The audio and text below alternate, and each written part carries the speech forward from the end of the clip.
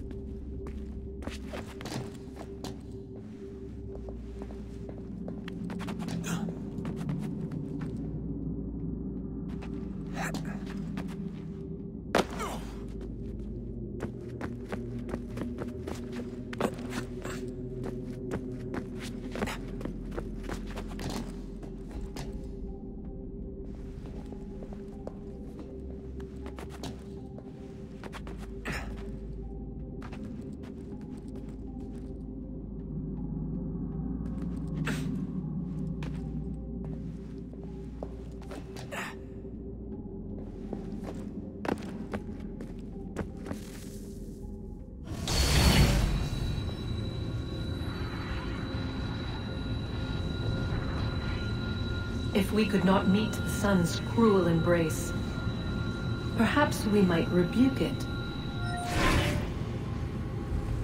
Already we could generate the fields to protect us in times of strife. But these were small and simple things. To replicate them on a scale the size of a world, we lack the energy to make it so. Half the world, they said then. It is better than none at all. We tried. Again, we failed. A quarter, they asked. Even this we could not do.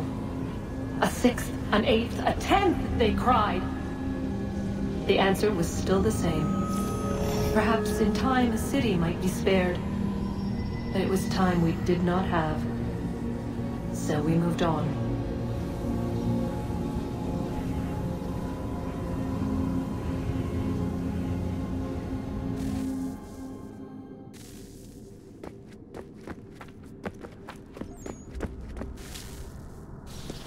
Wonder what's inside. Only one way to find out.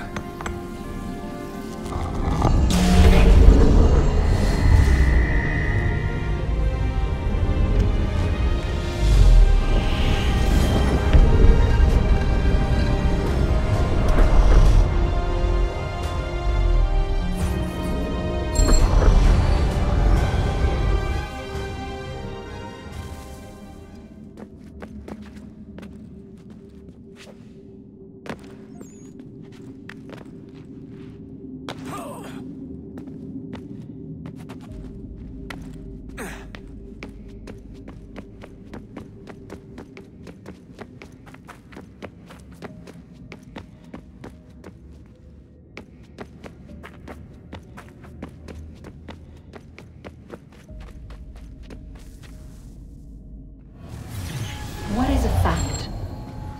Is it fixed? Immutable? Certain in its existence and only awaiting discovery?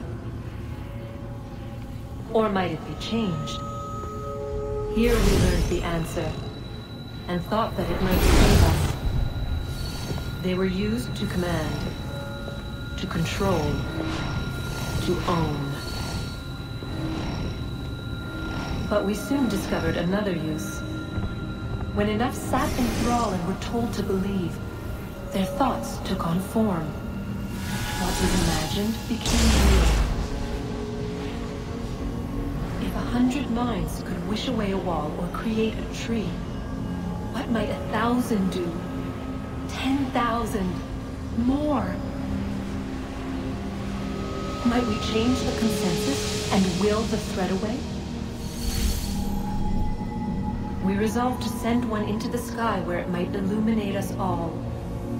Once placed, a sentence would be uttered. Make us safe. this way we would change the consensus.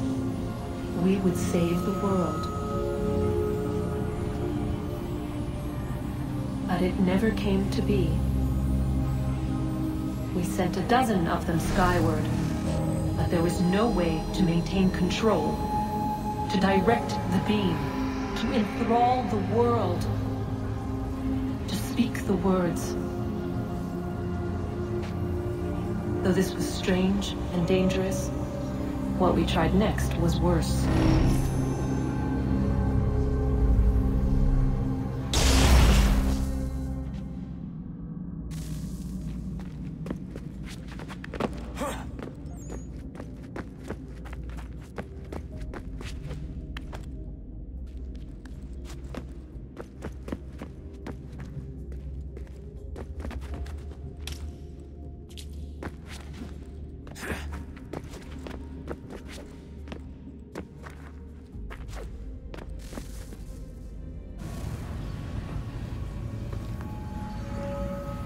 Our first instinct was to travel back, to change the past.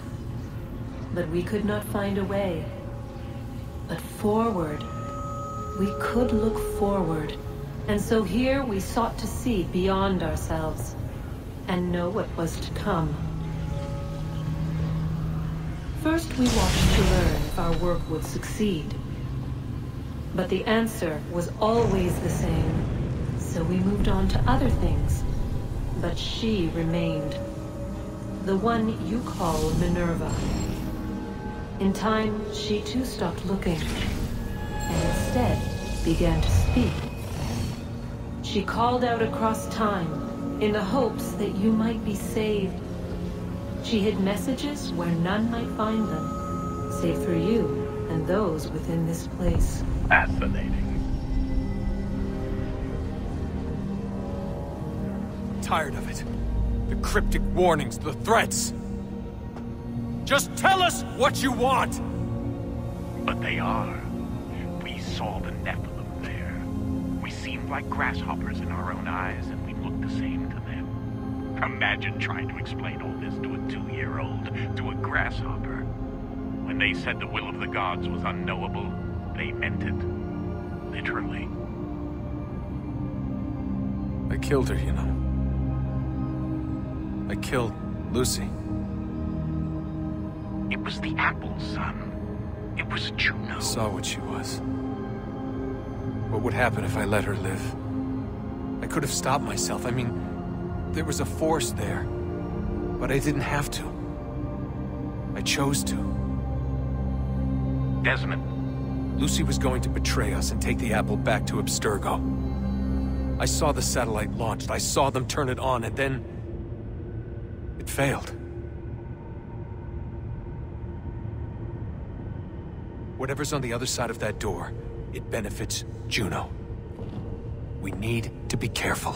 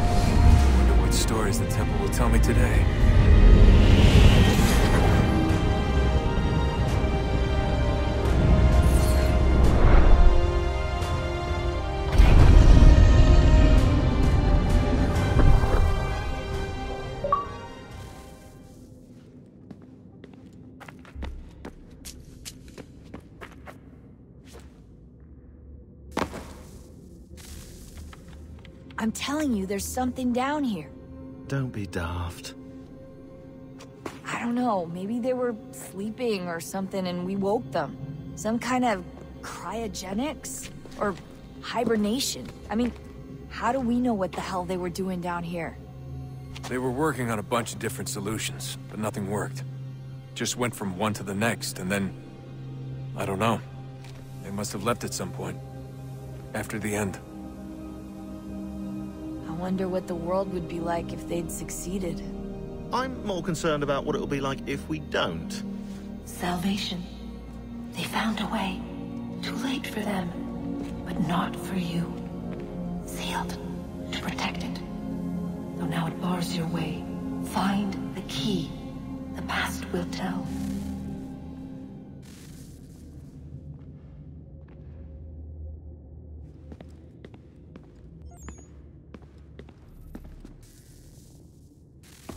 Oh, look at that. I found a third power source. Already? It popped up in an earlier search, but I've only just managed to confirm it. Where? There's a museum in Cairo with one on display. I guess Connor will have to wait. No, you stay. We need to find that key, and time is running out. I'll make the trip. What about Cross? Everything's going to be fine. I'll be back soon. Ready when you are, Desmond. Winter approaches. The air is still and sharp with grim expectation. The others sense it too and go about their work with uncommon urgency. I would like to help them, but more pressing matters now demand my attention. The Templars have targeted George Washington directly, and will not rest until he is dead. I had hoped to shield him from this knowledge, but Thomas Hickey ended any hope I had of staying silent. And so I have resolved to share everything I know, of the Templars and their plots, of who I really am. Achilles finds fault in this, and we argue every day, but there is simply too much now at stake to maintain restraint.